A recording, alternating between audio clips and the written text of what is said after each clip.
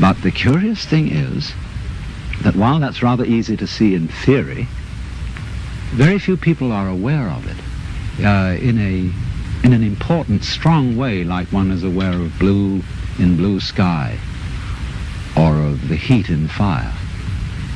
It's more of an idea than it is of a realization. And so it strikes me more and more that our failure to feel at home in this astonishing brain in which we live is the result of a basic initial mistake in our thinking about the world, and is in turn the cause of what is beginning to look like the failure of our technology, of the fact that everything we're doing to try to improve the world was a success in the short run, made amazing initial improvements, but in the long run we seem to be destroying the planet by our very efforts to control it and improve it. And it strikes me that that is because we are really too simple-minded to understand what we're doing when we interfere with the natural world strongly and on a vast scale. We don't really interfere with it because that would suggest that we were something different from it, something outside. But I think what we're doing is we are understanding it in terms of languages, numbers, in terms of a logic which is too simple for the job, too crude for the job. To begin with, we understand everything in terms of words or numbers, and they're stretched out in rows, in lines. And our eyes have to scan those lines in order to understand them. But when I scan this view, I don't do it line by line by line. I see the whole thing at once. I take it in with, as it were, a wide-angle lens.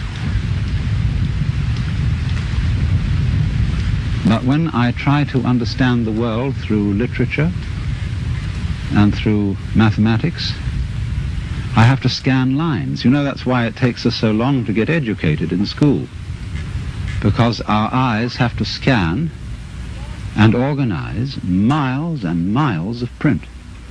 And that takes us 20 years or more to get through it. But life happens, changes go on too rapidly for that. Because you see, in the world, everything is happening all together everywhere at once. And meanwhile, we, with our myopic little minds, are working it out step by step. Of course, we are greatly assisted by the rapidity of the computer. But even so, the computer is still looking at things in rows as the magnetic tape goes through and is scanned by the computer. It's still all going along in a single track. And I suppose then our difficulty is that we have lamentably one-track minds in an infinitely many-tracked universe. And we may have to come to the alarming conclusion that the universe is smarter than we are.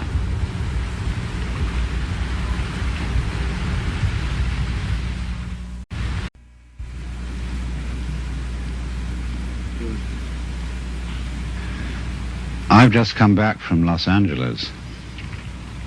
I was down there to meet with a group of rather important people, people in the movie industry, scientists and so on, who were considering calling a congress of the best minds in the world to meet in Los Angeles in the near future, to be a kind of planetary alarm conference They wanted scientists and statesmen, religious leaders, and to do something to impress upon the world through all the media that we are in very serious danger of destroying the biosphere, that is to say, the whole envelope of living creatures which covers this planet, through pollution, overpopulation, nuclear fallout, poisoning of our food, and very lack of food.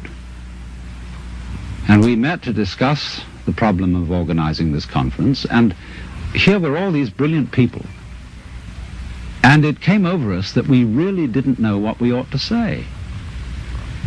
I mean, you can scream and create a state of panic, but that won't do any good. And when it came down to it, we didn't know what we ought to say because we really don't know what to do. Some things that we might do, for example, to increase the food supply with high-yield crops, may be ecological mistakes. And so the consensus of almost everybody at the meeting was that in some way or other, the human race has to learn how to leave the world alone and let what is called the natural homeostasis, that is the self-balancing process of nature, take care of the mess. Now, how are we going to do that?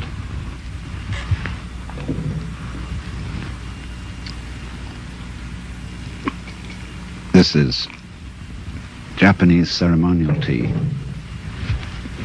It's good on a cold day.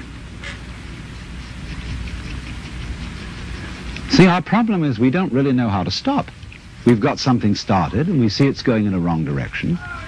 And I think the difficulty is, to borrow an old Chinese saying, that when the wrong man uses the right means work in the wrong way.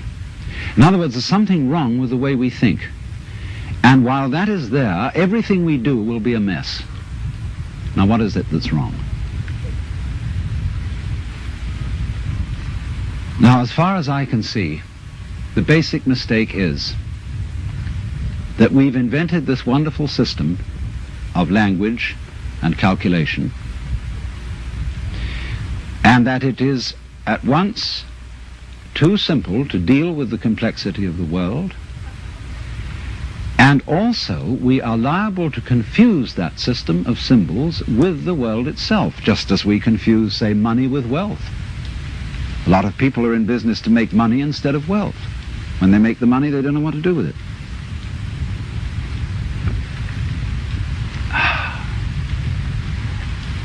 And so in the same way, we confuse happiness with status, and we confuse ourselves as living organisms which are one with this whole universe with something we call our personality. Now, what is our personality? Our personality is what we call our image of ourselves, and also our thought about ourselves, our idea of ourselves. This is the person. In other words, what people meet and understand, and what I understand as Alan Watts, is a big act which is not really me. Because in the image of Alan Watts, there are not all my unconscious processes, both psychological and physical. The construction of my brain is not contained in the concept Alan Watts, and the concept Alan Watts does not contain the inseparable relationships which I have with all the rest of the universe. And therefore that concept is a fraud. And when it's mistaken for the real me, there's a confusion. Because if somebody says to me, Alan Watts, do something about it, the concept Alan Watts can't do anything.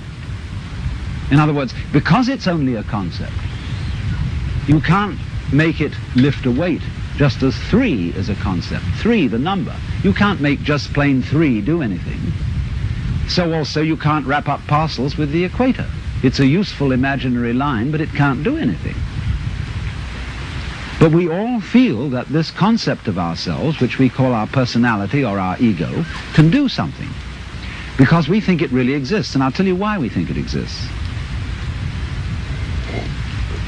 What happens when if I were to say to you, now look hard at the television screen, really